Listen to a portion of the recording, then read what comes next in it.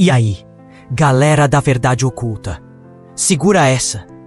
Você já parou para pensar que os lugares que prometem a maior paz e redenção são muitas vezes os que guardam os segredos mais podres e assustadores? Eu não tô falando de um filme de terror clichê. Estou falando de instituições seculares, de paredes de pedra grossas que abafam gritos há séculos. A pergunta que eu te faço hoje é chocante. O que é mais aterrorizante? Um fantasma que aparece ou a verdade humana que ele esconde? Hoje a gente vai mergulhar fundo numa lenda que ecoa pelos corredores frios de conventos antigos, desde Portugal até o interior do Brasil. A história das aparições das freiras sem rosto. Vou te mostrar que essa história não é sobre espíritos, é sobre repressão, identidade roubada e crimes que a igreja fez de tudo para apagar. Se você acha que sabe tudo sobre mistérios, prepara o café, porque o que a gente vai desenterrar aqui vai virar teu estômago. Não era só um lugar de devoção, tá? Era um sistema complexo de poder e muitas vezes um depósito de mulheres. Pensa comigo, uma família nobre tinha filhas demais. Uma delas engravidava fora do casamento, ou era simplesmente inconveniente para os planos políticos do pai. Onde ela ia parar? No convento. O convento era a solução perfeita para sumir com um problema. A mulher era enclausurada, silenciada, e o mundo exterior fingia que ela nunca existiu. A clausura, que deveria ser um caminho para Deus, transformava-se numa prisão dourada, ou nem tão dourada assim. A vida ali dentro era brutal, regida por regras de ferro, que exigiam a anulação completa do indivíduo. Você deixava de ser Maria ou Joana para se tornar irmã Angélica, e o teu rosto, a tua identidade, era coberto por um véu pesado. Essa perda de identidade é a chave para a lenda que vamos investigar. O véu não era só um símbolo de pureza, era uma mortalha para a individualidade. E é nesse ambiente de repressão máxima, onde a voz era proibida e o desejo era pecado capital, que começam a surgir as histórias das freiras que vagam, mas não têm face. Porque o rosto, o nosso ponto de conexão mais humano, seria a parte que falta no espectro. É aí que a investigação real começa a ficar perturbadora. Bloco 3. Conteúdo principal: a lógica do terror institucional. Vamos focar num caso específico, hipotético, mas baseado em centenas de relatos históricos. O Convento da Santa Misericórdia. Um lugar fictício que representa a realidade de muitos conventos reais no Brasil colonial. Dizem que, nas noites de lua nova, quando a escuridão engolia os corredores de pedra, uma figura começava a deslizar pelas celas. Quando você analisa a psicologia do medo e da repressão, o fantasma sem rosto é o resultado direto da anulação. Pensa bem. O que define quem você é? Seu nome? Suas memórias? E, claro, seu rosto. O rosto é a nossa bandeira no mundo. Quando você é forçada a viver uma vida onde sua individualidade é considerada um erro, o que acontece com a sua bandeira? Ela é rasgada. A freira sem rosto é a manifestação visual do trauma de ter a identidade apagada pela instituição. E o mais irônico de tudo é que essa anulação era vendida como santidade. Quanto mais você se desfazia de si mesma, mais santa você era. Mas e se essa anulação levasse à loucura? A história está cheia de exemplos de histeria em massa dentro de conventos. Lembra da epidemia das freiras dançantes na Idade Média? Ou das freiras que começaram a miar como gatos? O tédio extremo, a falta de estímulo, a dieta restrita e, principalmente, a repressão sexual e emocional criavam um caldo de cultura perfeito para a manifestação de doenças mentais. O que os médicos da época chamavam de possessão demoníaca, hoje a gente entende como surtos psicóticos ou histeria conversiva. E a visão de uma freira sem rosto pode ser um sintoma de um trauma coletivo. Mas tem um lado muito mais sombrio que não podemos ignorar: o fator criminal. Se o convento era um lugar de confinamento, ele também era um lugar ideal para esconder crimes que a sociedade não podia saber. Vamos falar de infanticídio. Essa é uma realidade brutal e historicamente documentada. Muitas mulheres eram enclausuradas já grávidas ou engravidavam dentro do convento. Sim, isso acontecia por diversas razões trágicas. Quando um bebê nascia, ele não podia existir. A honra da família, a reputação do convento, tudo dependia do silêncio absoluto. O que acontecia com esses corpos?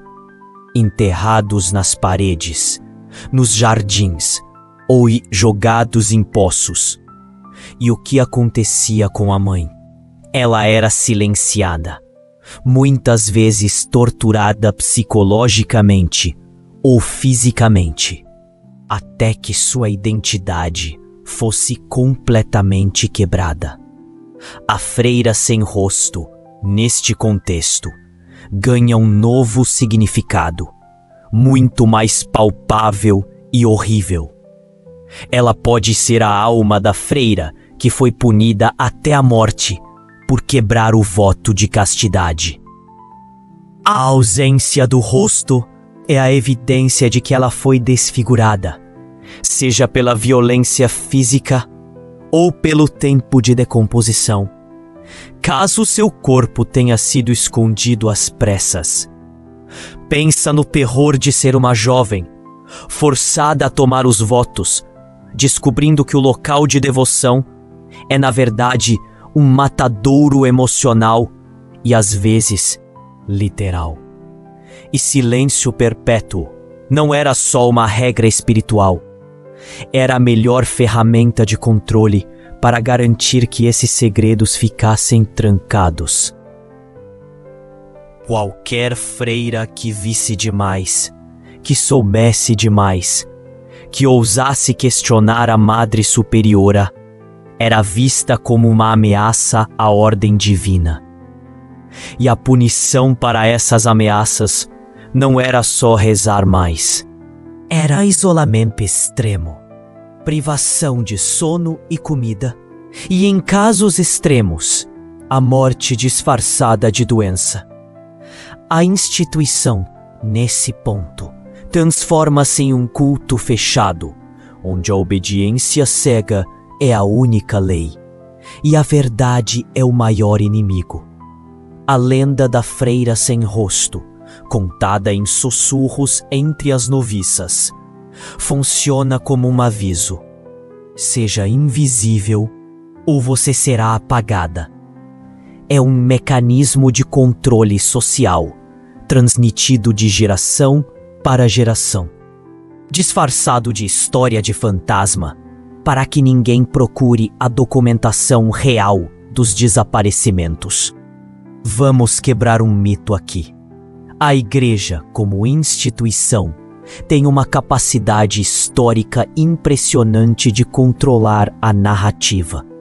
Se algo terrível acontece, é muito mais conveniente dizer que é um fenômeno espiritual inexplicável ou um demônio, do que admitir que a Madre Superiora cometeu assassinato ou que o bispo acobertou o abuso.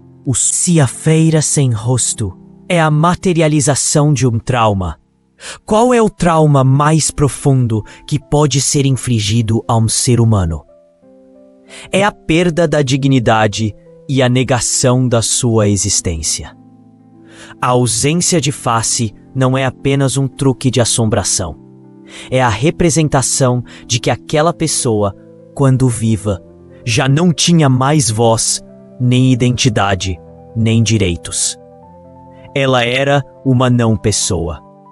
E é aí que o mistério se torna uma investigação forense moral.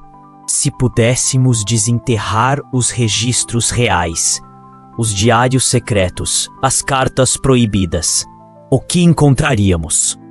Encontraríamos os nomes das mulheres que foram forçadas a entrar na vida religiosa para esconder escândalos de família. Encontraríamos as vítimas de abusos sexuais cometidos por clérigos ou mesmo por membros da hierarquia interna.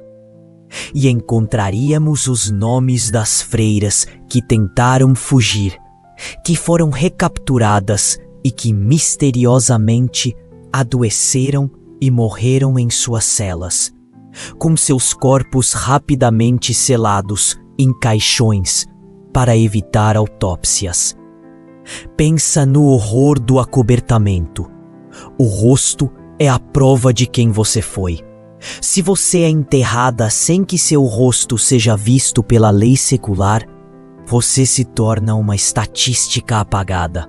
A freira sem rosto é, portanto, a face da justiça negada. Ela vaga porque não pode descansar, não por falta de oração, mas por falta de reconhecimento. Essa é a diferença entre um conto de fadas assustador e um crime real. O conto de fadas tem um final feliz com a exorcização. O crime real exige que a gente olhe para as paredes de pedra e pergunte: quem está enterrado aí? E o que isso significa para nós que estamos assistindo a este vídeo? Significa que precisamos parar de romantizar instituições que exigem o silêncio absoluto. Quando uma estrutura de poder, seja religiosa, política ou corporativa, pede que você esqueça quem você é em nome de uma causa maior, o risco de ter seu rosto apagado é imenso. A freira sem rosto nos lembra que o maior poder que temos é a nossa capacidade de testemunhar e de contar a nossa própria história. Seja no convento, na empresa ou na família. O silêncio é o cúmplice mais antigo do abuso, e o mais chocante é que esses fantasmas continuam sendo vistos. Não apenas em conventos antigos, mas em escolas, orfanatos e hospitais que funcionaram sob a mesma lógica de isolamento e controle. Os relatos modernos de freiras sem rosto são a memória coletiva de um trauma que nunca foi resolvido. Uma ferida histórica que continua sangrando. É o nosso subconsciente dizendo: não se esqueça das vítimas que foram forçadas ao anonimato. O verdadeiro terror não está no sobrenatural, mas na capacidade humana de apagar o outro em nome da ordem e da fé. E a freira sem rosto é o monumento vivo a essa crueldade. Bloco 5, conclusão para a ação. Então, o que aprendemos hoje? Primeiro, que a clausura nem sempre foi devoção. foi muitas vezes prisão. Segundo, que a ausência do rosto é a metáfora perfeita para a anulação da identidade imposta por instituições repressivas. E terceiro, que a lenda da freira sem rosto é o eco de crimes reais de infanticídio, abuso e acobertamento. Essa história nos força a olhar além do véu do mistério e encarar a história brutal de como o poder institucional silencia e destrói. A freira sem rosto não é um demônio. Ela é uma vítima que se recusa a ser esquecida. E agora, eu quero saber de você. Você já ouviu histórias parecidas sobre instituições fechadas na sua cidade? Você acha que esses relatos de fantasmas são apenas lendas ou são a única maneira que as vítimas encontraram para que a verdade viesse à tona? Deixa a tua opinião aqui embaixo nos comentários. O que você faria se encontrasse um relato de uma freira desaparecida no arquivo da tua cidade? Se você curtiu essa investigação profunda e provocante, deixa o teu like. Isso ajuda demais o canal a continuar desvendando as verdades que eles tentam esconder. E se você não quer perder o próximo vídeo, onde a gente vai falar sobre a lenda urbana do Cemitério dos Anjos e o tráfico de crianças, clica no botão de se inscrever e ativa o sininho. A verdade é dura, mas a gente está